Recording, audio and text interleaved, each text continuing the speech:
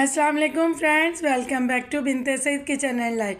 Friends, आज फिर एक प्यारी सी सुबह का आगाज़ हो गया इस दुआ के साथ कि अल्लाह पाक हम सब का दिन खुशियों भरा गुजारे। जो बीमार है अल्लाह पाक उन्हें शिफा दे और जो दूसरों के लिए बुरा सोचते हैं अल्लाह पाक उन्हें हिदायत दे, आमीन। फ्रेंड्स, आज मैं थोड़ी सी अपनी घर की रूटीन आपके साथ शेयर कर रही हूँ और उसके बाद एक यम्मी सी रेसिपी है वो आपके साथ शेयर करूँगी। सबसे पहले मैंने सोचा है कि हाउस हेल्पर के आने से पहले वॉशिंग मशीन का टाइमर लगा दूँ और देखूँ कि उसके बाद मेरे क्या काम है मैं वो करती हूँ, क्योंकि मेरा जो रूटीन होती है इसी तरह की होती है। कभी क्या काम दिन में होता है, सब लेडीज़ लोगों का यही होता है कि कभी क्या काम करने लग जाते, कभी क्या। तो मेरा ज़्यादातर यही होता है कि मैं पहले वॉशिंग मशीन का टाइमर लगाती हूँ, उसके बाद जो मेरे काम करने होते हैं मैंने वो करने हैं। इससे ये होता है कि एक काम तो हो ही रहा है ना, तो वो तो होता रहेगा और दूसरे काम भी साथ साथ निपट जाते हैं। और आज ना मुझे अपनी थोड़ी से घर की ना डीप क्लीनिंग भी करनी है।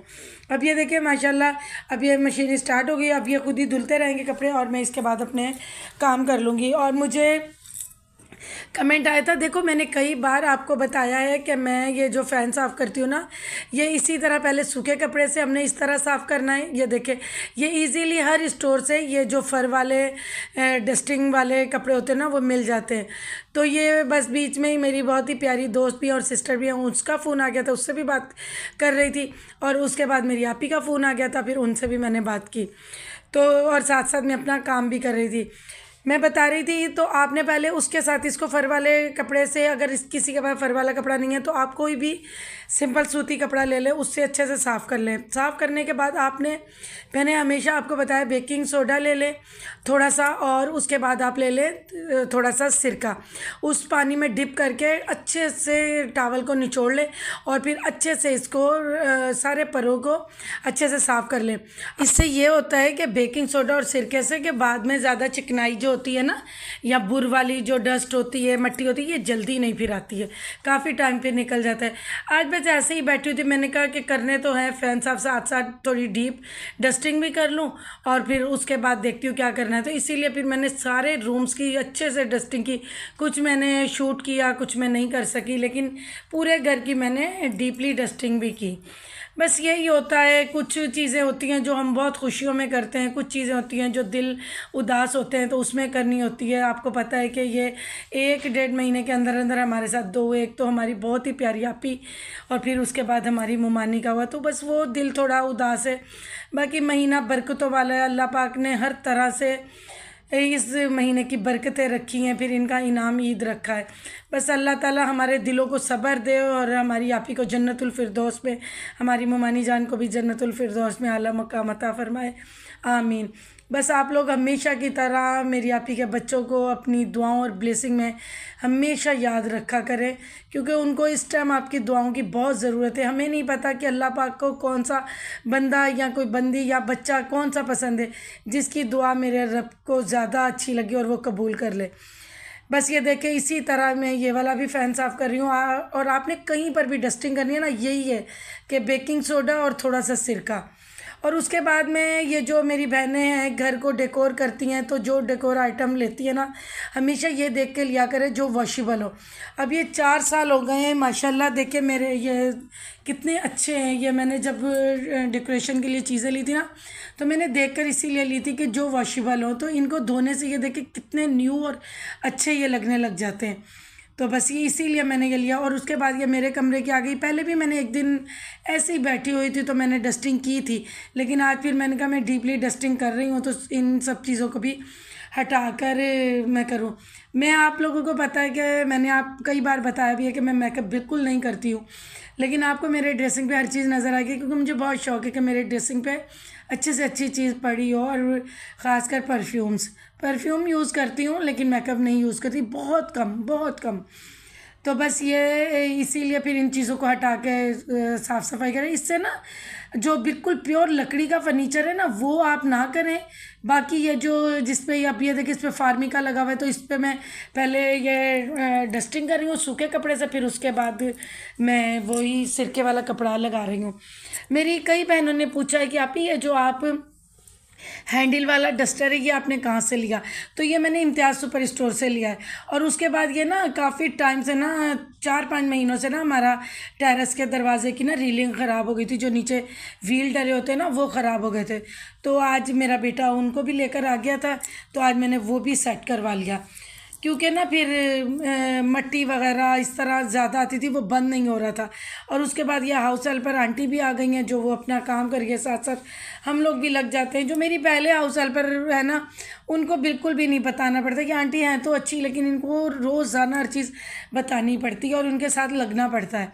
तो अभी ये देखें माशाल्लाह माशाल्लाह पूरी मैंने डीपली डस्टिंग लाउंज की दीवारें साफ़ की, और सोफ़ों के कवर नहीं चेंज किए हैं, सोफ़ों के कवर मैं 2 दिन बाद चेंज करूँगी। तो बाकी यही है कि देखें हैं कि बिल्कुल जब हम हर चीज़ को झाड़ते हैं, सही से डस्टिंग करते हैं, तो हर चीज़ साफ़ सुथरी और न्यू लगती है। ये फ़ैन भी माशाल्लाह बिल्कुल साफ़ हो गया, ऊपर तक मैंने ये जो घड़ी है ना, घड़ी तक सारी साफ़ सफाई की। थोड़ा सा हमारी घड़ी का टाइम ख़राब हुआ है।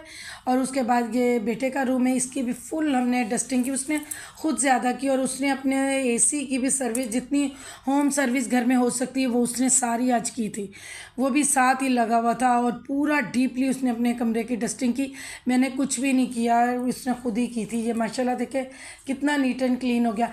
ये जो हैंडल वाला डस्टर है ना, ये इम्तियाज़ सुपर स्टोर पे जिस जगह पे क्लीनिंग का सामान पड़ा होता है ना, वहीं पर ही ये पड़े हुए होते हैं।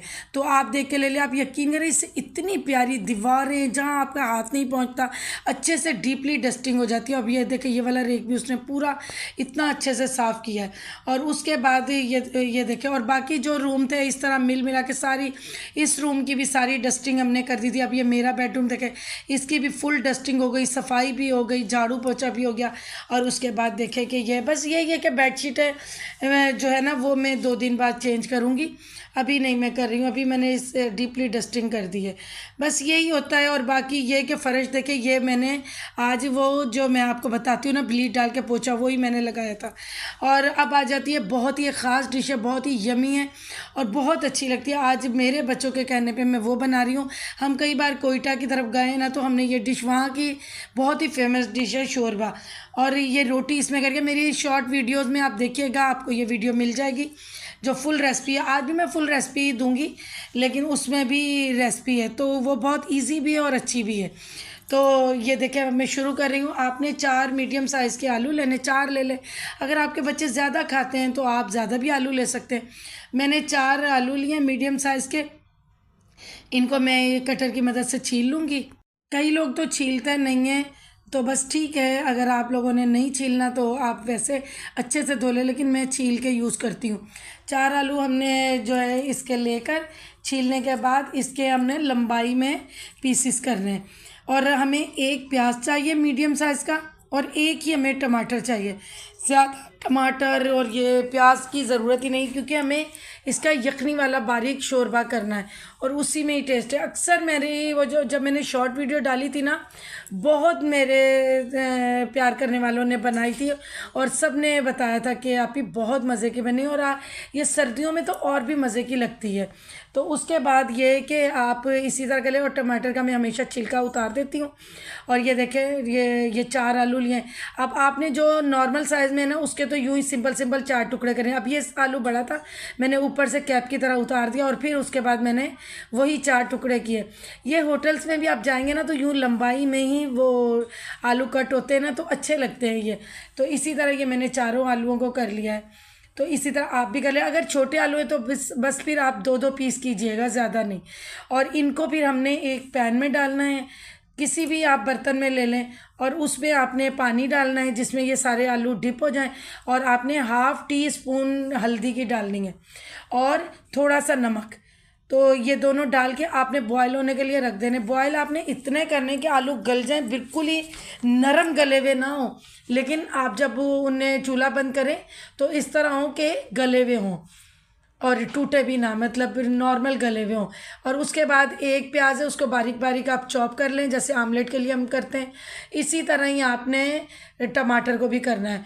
और ये याद रखिएगा कि आपको प्याज इसी तरह मीडियम साइज़ की छोटी, मतलब छोटे से थोड़ा सा बड़े साइज़ में लेनी है, और टमाटर भी आपको 1 लेना है। और इसमें 4 आलू में डाल रही हूँ और 1 kg चिकन है। तो इसके लिए ये मैं रेसिपी बना रही हूँ। और उसके बाद ये हमारा ये तैयार हो गया है। ये देखिए प्याज भी, टमाटर भी, और टमाटर को छील लीजिएगा लाजमी। और उसके बाद 4 कलियां हमने लेनी है लहसुन की, इसमें अदरक नहीं जाएगा। 4 कलियां लहसुन की लेके ज़ीरा साथ डाल के इनको हमने अच्छे से पीस लेना है। ये जो कूंडी डंडे में, अगर कोई सील पे पीसना चाहे तो सील पे पीस सकता है। आप यकीन करें, अगर किसी बच्चे को खांसी ज़ुकाम है या आपको खुद को है, आप ये एक दफ़ा बना के ये वाला खाने को भी दिल चाहेगा और आपका ज़ुकाम वगैरह भी सेट होगा। गला ख़राब है तब भी ये बहुत मज़े का है। उसमें ये आप करिएगा कि जो स्पाइसेस आप डालें ना, जैसे लाल मिर्च, ये थोड़ी कम कर दीजिएगा, क्योंकि ये देखें 1 प्याज है, टमाटर है, और ये 1 kg जो है हमने चिकन ली है। और ये आप आंच देख लें, फुल आंच है। मैं इसलिए आंच भी दिखाती हूँ ताकि आपको बनाने में इजी रहे और सही से बने। 1 kg चिकन है और 3 गिलास मैंने इसमें पानी के बड़े वाले डाले। और इसमें मैं 1 चम्मच नमक की डालूँगी ताकि जो बोटियाँ हैं ना वो अंदर तक नमकीन ही रहे। और उसके बाद ये मैंने साथ ही प्याज भी फ्राई होने के लिए रख दिया। और हमने अच्छे से ये 15 से 20 मिनट हमने इसकी यखनी निकाली है गोश्त की। और उसके बाद प्याज़ों को आपने देखा ना हलीम जैसे लाल हुए, और उसमें मैंने वो 1 टमाटर भी डाल दिया। उसके बाद यही मैं यखनी के 2 चम्मच डाल रही हूँ, मतलब 2 घूंट के करीब आप यखनी डाल लें। अब मैंने इसमें यखनी डाली है, उसके साथ ही मैं ज़ीरे के साथ पिसा हुआ लहसुन डाल दूँगी। और उसके बाद मैं डालूँगी अपने हिसाब से स्पाइसेस। तो मैंने डाली है 1 टेबल स्पून लाल मिर्च, ये छोटी चम्मच इसलिए 2 दफ़ा डाला है। और हाफ़ टी स्पून मैंने हल्दी की डाली है। और अपने टेस्ट के हिसाब से आप नमक डालें, क्योंकि हमने यखनी में भी नमक डाला है ना, तो आप देख कर डालिएगा। और बहुत ही मज़े का बनता है। और साथ साथ मेरी कोशिश होती है जैसे जैसे कुकिंग हो रही हो वैसे वैसे, आप सबको पता है कि वैसे वैसे मैं साथ साथ चीज़ें भी समेटती जाती हूँ। ज़्यादा फैलावा किचन में हो ना तो मुझसे काम होता है और उल्टा मेरी तबीयत ऐसे दिल घबराने से लग जाता है। तो मैं तो किसी और के भी किचन में ज़्यादा चीज़ें फैली हुई देखूँ ना तो मेरी बस ऐसे ही हालत हो जाती है। तो अब हमने वो यखनी डाली और सारे स्पाइसेस डाले, और अब मैं इनको मिक्स कर रही हूँ। और दूसरी तरफ यखनी अच्छे से निकल रही है और इतना ये टेस्टी बनता है कि आप लोग एक बार बना कर देखें, जो मेरे नए सब्सक्राइबर हैं। उसके बाद ये जो आलू थे हमने, ये देखे आलू गले में, लेकिन इस तरह नहीं कि बिल्कुल ही मेल्ट होते जा रहे, वो वाले नहीं हमें आलू चाहिए। इस तरह हो कि ये थोड़े कड़क रहे। और उसके बाद ये यखनी अच्छे से निकल चुकी है। अब हमने चिकन सारी निकाल के इसी मसाले में ऐड कर ली है। और इसको आपने, क्योंकि चिकन नरम हो चुकी है, आपने हल्के हाथ से ऐसा चम्मच लेना है जिससे ये चिकन खुले ना। तो मैंने ये वाला जो पलटे स्टाइल में मेरा फेवरेट चमचा है वो ही मैं यूज़ कर रही हूँ। तो इससे हमने करके तो 5 या 4 मिनट के लिए भुनाई करनी है। तो ये करने के बाद ये देखें अच्छे से, इतनी प्यारी खुशबू आ रही है और ये बहुत अच्छा है। अगर आप लोग ये बनाएं, बच्चे भी शौक से, अगर वो नहीं भी कोई बोटी खाते तो शोरबे में तो टेस्ट है और हेल्दी है। अब मैंने इसमें सारी यखनी डाल दी है। अब हमने इसको तेज़ आंच पर 5 से 8 मिनट हमने पकाना है। ज़्यादा से ज़्यादा 5 मिनट पका लें या 8 मिनट पका लें, मतलब इतना ही आपने पकाना है, इससे ज़्यादा नहीं। और उसके बाद ये देखें मैंने 6 से 7 मिनट हुए थे तो मुझे सही लगा कि रेडी हो गया। मैंने 4 हरी मिर्चें डाली हैं और होममेड गरम मसाला है, मैंने ख़ुद घर में किया है। इसमें बहुत ज़्यादा स्पाइसेस नहीं है, ज़ीरा है, सूखा धनिया है और लौंग, दालचीनी, ऐसी चीज़ें। लौंग बहुत कम पैमाने पे डाले, जैसे 3 से 4 बहुत सारे गरम मसाले में थे। तो ये मैंने होममेड गरम मसाला डाला है। उसके बाद मैं साथ ही रोटियां भी तैयार कर लूँगी, क्योंकि अभी इफ्तारी में टाइम है, तो रोटियां भी साथ कर लूँगी। क्योंकि मैं और बेटी तो रोटी ही ज़्यादातर खाते, दूसरी चीज़ें भी खाते हैं, लेकिन रोटी तो दस्तरखान पे होना ज़रूरी है।